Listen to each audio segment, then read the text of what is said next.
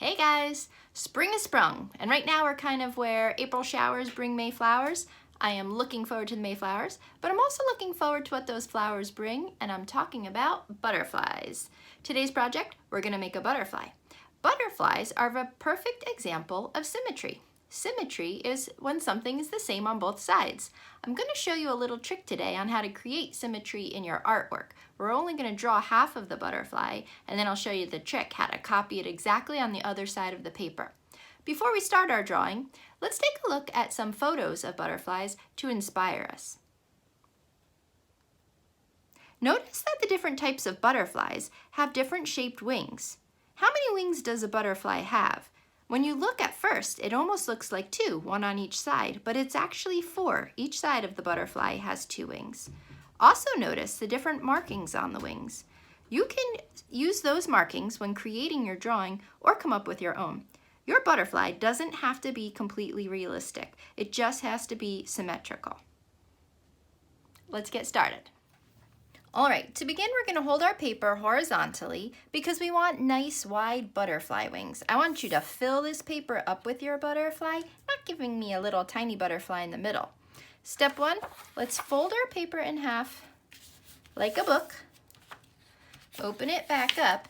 And now this line in the middle shows us exactly where the center of our butterfly is going to be. We're only going to draw on one half of the paper. So I'm going to start at the top, and I'm going to start with the body.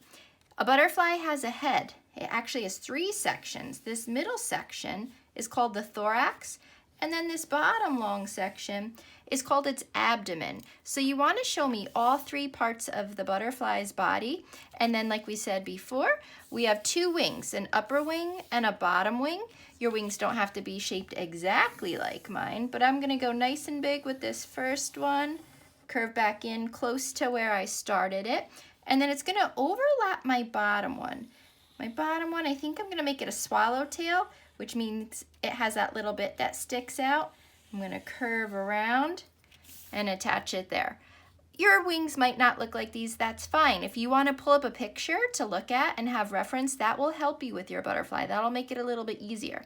Once you have your butterfly, let's give him an antenna. You could just give him a little stick one. You could put a little dot at the end. I think I'm going to give him little bit of like a feathery looking antenna. Now's the fun part. We're going to decorate the wings. I like to decorate them so that I have a lot of different areas. Kind of think of it as a coloring book.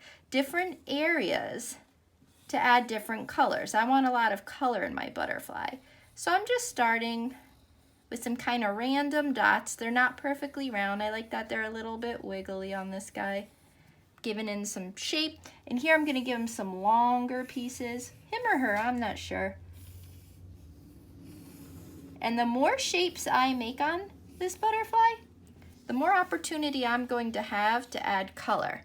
So I kind of like that top wing. Let's think about this bottom one. I think I'm going to go with kind of almost like a little raindrop shape coming out here. And maybe here I'll just fill in with circles around the edge. I'm going to trace around that kind of line I made with my shapes, and maybe give me a few of these stripes. I want lots of color, so I'm creating lots of places for different colors. I kind of have this interesting shape here. I think I'm going to, you know what I'm going to do? Finish with kind of a heart, and I might put a second one inside.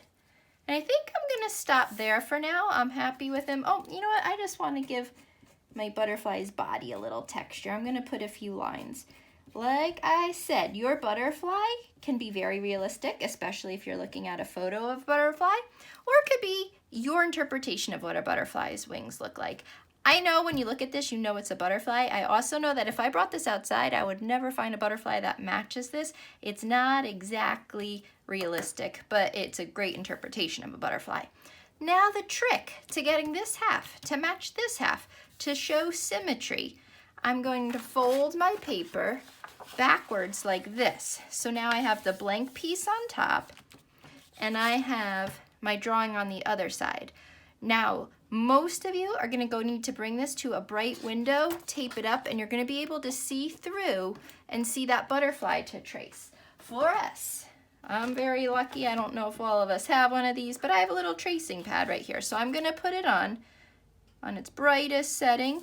And if you're having a hard time seeing through your paper, you can go back and actually trace this with a dark marker first. Then go and do the tracing. It's going to be a lot easier to see. What I'm going to do is now trace this. I'm going to speed it up for you so you don't have to watch me do the whole thing.